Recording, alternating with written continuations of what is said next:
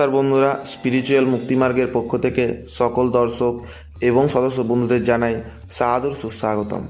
আশা করি সকলেই ভালো আছেন। আজ আমি আপনাদের কাছে এমন একটি ক্রিয়া বলবো, যে ক্রিয়াটি আপনি করলে আপনি বজরংবলীর অখণ্ড কৃপা লাভ করবেন এবং আপনার সমস্ত ইচ্ছা পূরণ আপনি করতে পারবেন এবং বজরংবলীর আপনারা অখণ্ড কৃপা লাভ করবেন। সেই ক্রিয়াটি কিভাবে করবেন সেই বিষয় নিয়ে আমরা আজ আলোচনা করব।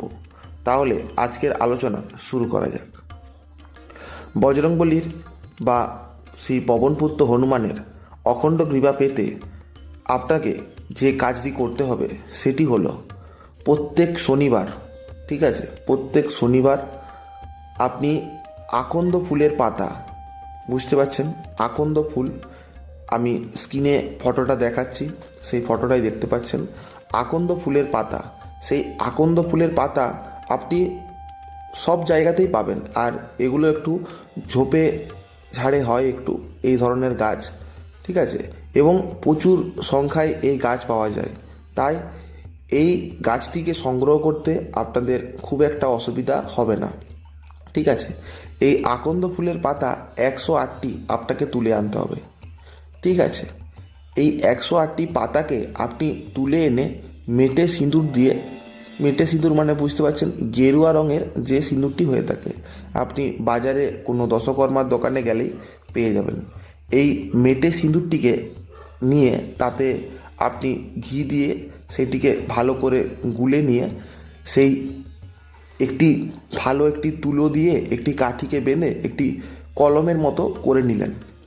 এরপর ওই পাতাতে রাম নাম লিখতে হবে, ঠিক আছে। রাম নাম 108 বার, ওই একটি পাতাতে একবার করে 108টি পাতাতে 108 বার লিখতে হবে এবং সেটিকে একটি মালা করতে হবে। অর্থাৎ ওই পাতাটিকে, যে পাতাগুলো রয়েছে সেই পাতাগুলোকে একটি সুতোর মধ্যে গেঁথে নিয়ে একটি মালা তৈরি করতে হবে, ঠিক আছে। এবং সেটি আপনি কোনো একটি বজরংবলীর মন্দিরে যেয়ে প্রত্যেক শনিবার ওটি অর্পণ করুন এবং একটি মন্ত্র আছে, সেই মন্ত্রটি আমি বলে দিচ্ছি। সেই মন্ত্রটি আপনাকে 108 বার জপ করতে হবে। মন্ত্রটি হলো ওম হাম হনুমতে নমঃ। মন্ত্রটি আমি আরও একবার বলছি, ওম হাম হনুমতে নমঃ। এই মন্ত্রটি আপনাকে 108 বার জপ করতে হবে এবং জপ করার পর আপনি সেই মালাটিকে ধরে, মালাটি হাতে ধরে সেই মন্ত্রটিকে 108 বার জপ করার পর বজরংবলীকে পরিয়ে দিন, ঠিক আছে। এবং সেই দিন আপনি কোনো প্রকার আমিষ জাতীয় খাবার, ঠিক আছে, খাবেন না। সবসময় নিরামিষ আহার গ্রহণ করবেন। এবং যারা বজরংবলীর আরাধনা করে থাকে, যারা বজরংবলীর আরাধনা করে থাকে তারা সাত্বিক আহারই করে সবসময়, ঠিক আছে। আর যারা সাধনায় রত বজরংবলীর, তারা সবসময় সাত্বিক আহার করে থাকে, আমিষ তারা গ্রহণ করে না, ঠিক আছে। তাই এই দিকটা খেয়াল রাখবেন। আপনি যে দিনটি পালন করছেন সেই দিনটি আপনাকে পালন করতেই হবে, আপনাকে অবশ্যই সেই দিনটি আপনাকে সাত্বিক আহার করতেই হবে। আপনি যদি আরও ভালো হয়, আপনি যদি তার আগের দিন সাত্বিক আহার করেন তা অত্যন্ত ভালো।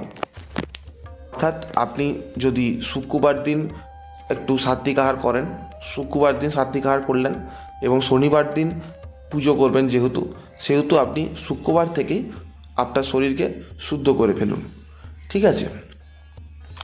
আর বললাম কী কী করতে হবে এবং বজরংবলীর যে বস্তুগুলো ভোগ লাগালে বজরংবলী বেশি প্রসন্ন হয়, সেই ভোগটি হলো, প্রথম হলো পানের প্রসাদ। এগুলো আপনি সহজেই পেয়ে যাবেন, ঠিক আছে, এগুলো আপনি পেয়ে যাবেন, এগুলো আপনি দিবেন সেই দিন। নারকেল লাড্ডু, ঠিক আছে, গুড়, ছোলা, ঠিক আছে, ছোলা ভিজানো, কাঁচা ছোলা ভিজানো গুড় দিয়ে, ঠিক আছে, এই ভোগগুলো আপনি লাগাতে পারেন, ঠিক আছে।